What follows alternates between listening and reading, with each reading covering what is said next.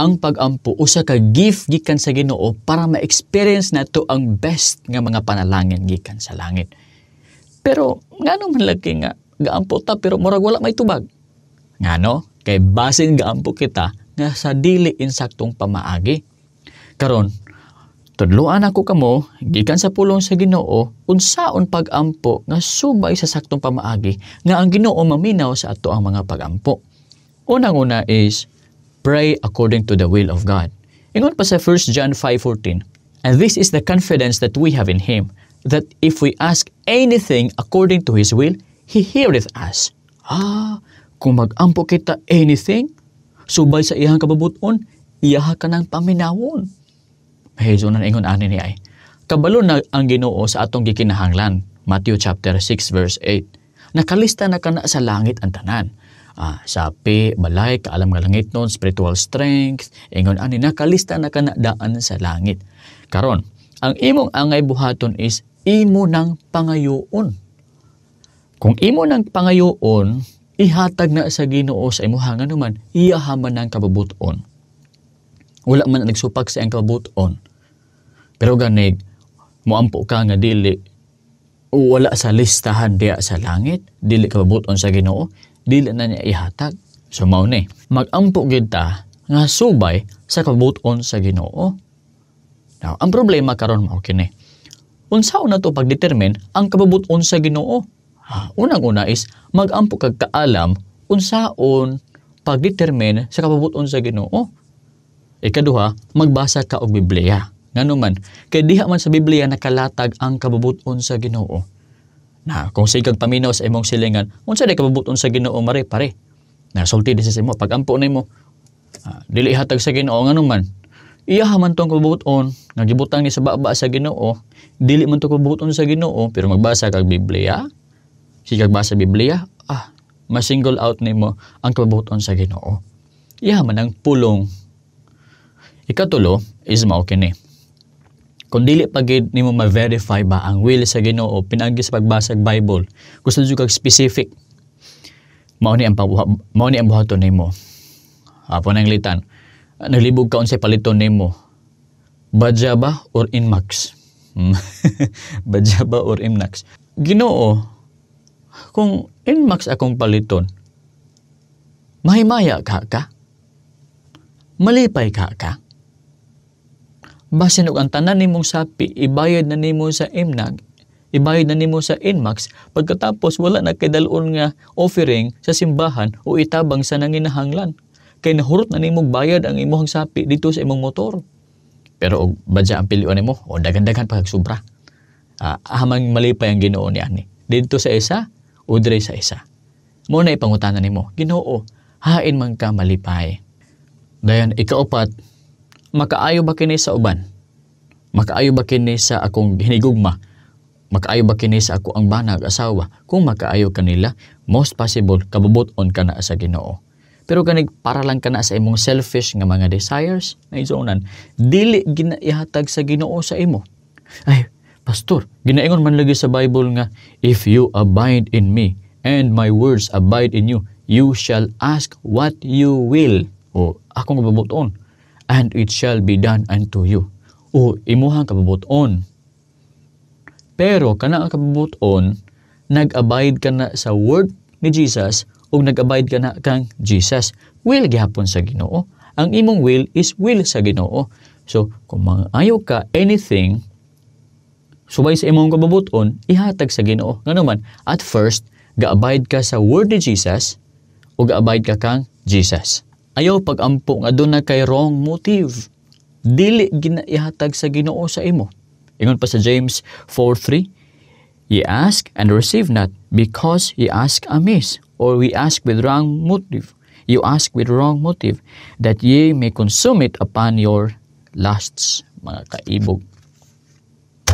Nganon dili man ihatag sa Ginoo sa imo ha, ang pag-ampo nga fleshly kay makadaot man na kanimo. Mangutana ko, kung mangayo kag hilo sa imuhang mama o papa, ihatag ba na nila sa imuha? Dili. Ngano man, makapatay, makadaot ka na kanimo. Busa, ingon ana usab, dili ihatag sa Ginoo ang atong gipangayo nga fleshly kay basin magpakasala kita. Basin malayo kita sa Ginoo. Basin mahimo kitang hambugero. Ayaw pag-ampo subay sa imuhang fleshly lusts, kundi mag-ampo ka subay sa kabuton sa Ginoo. Ikaduha, nga buhaton ta para tubagon sa Ginoo tong pag-ampo is pray in faith. Pag-ampo diha sa pagtuo. Dakua ang pagtuo mo kung mag-ampo ka. Ingon pa sa Mark 11:24, therefore I say unto you, what things soever ye desire when ye pray, believe ye that ye receive them, and ye shall have them. Tuuhi nga imo na kanang nadawat ang imuhang gipangayo sa Ginoo ug ihatag gina sa Ginoo sa imuha. Unsay naa sa faith na kung mag-ampo ta nga naa ang faith, ihatag man sa Ginoo.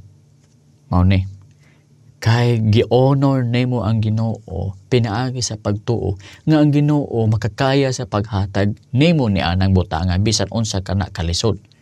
It's giving God an honor, respect, worship. Mao na ang faith.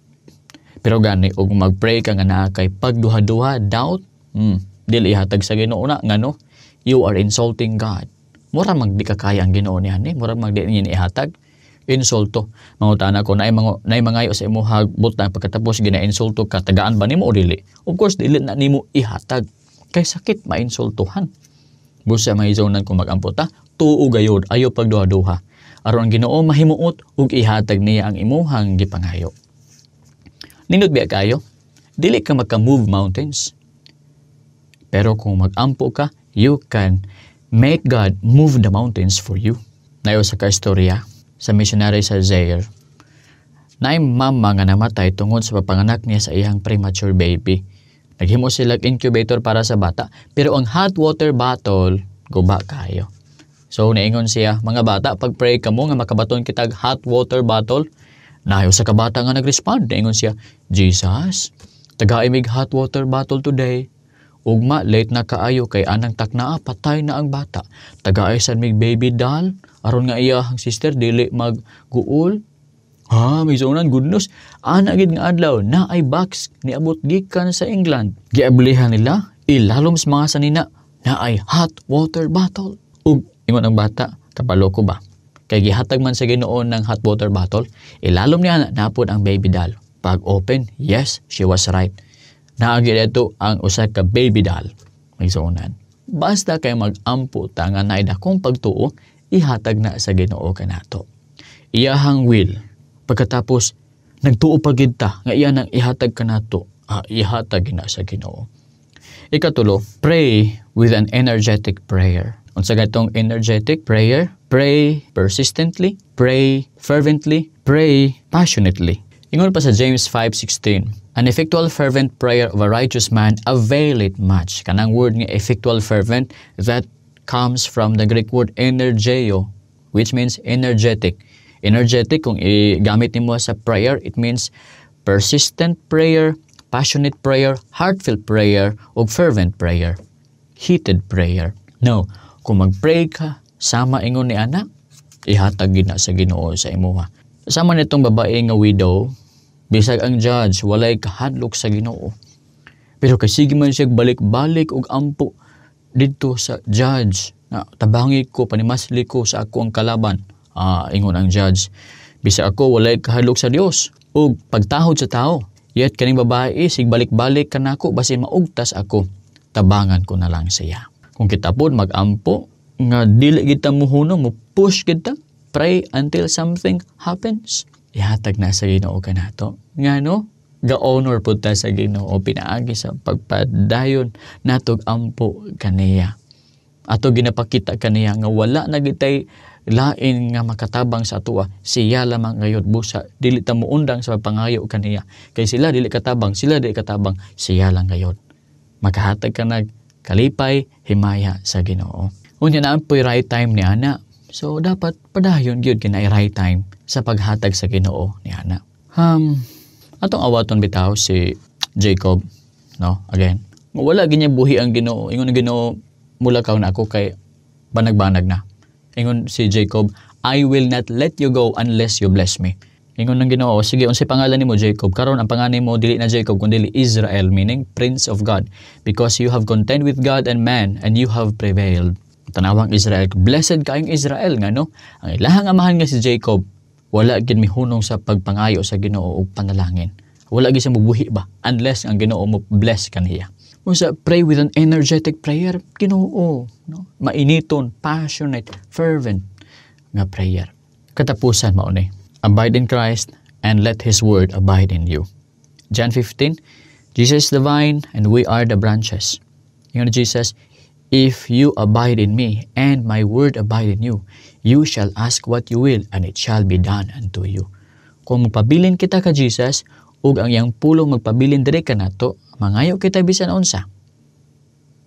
Ug kini igahatag ni Kristo kanato. Mahigsunan, mao kinay ang upat ka butang nga atong angay buhaton kung gusto kita nga tubagon sa Ginoo ang atong pagampo. Una, pray kita according to the will of God. Ikaduha, pray nga naay dakong pagtuo. Ikatulo, pray with an energetic prayer, meaning mainiton, mapinadayunon, kinasingkasing nga pagampo. Ikaupat, abide in Christ and let His word abide in you. Kung imo ka nang buhaton mga kaigsuonan, ang Ginoo magatubag sa imuhang mga pagampo. Salamat sa inyong pagpaminaw, dalaygon ang Ginoo. This is the Truth Bible Program.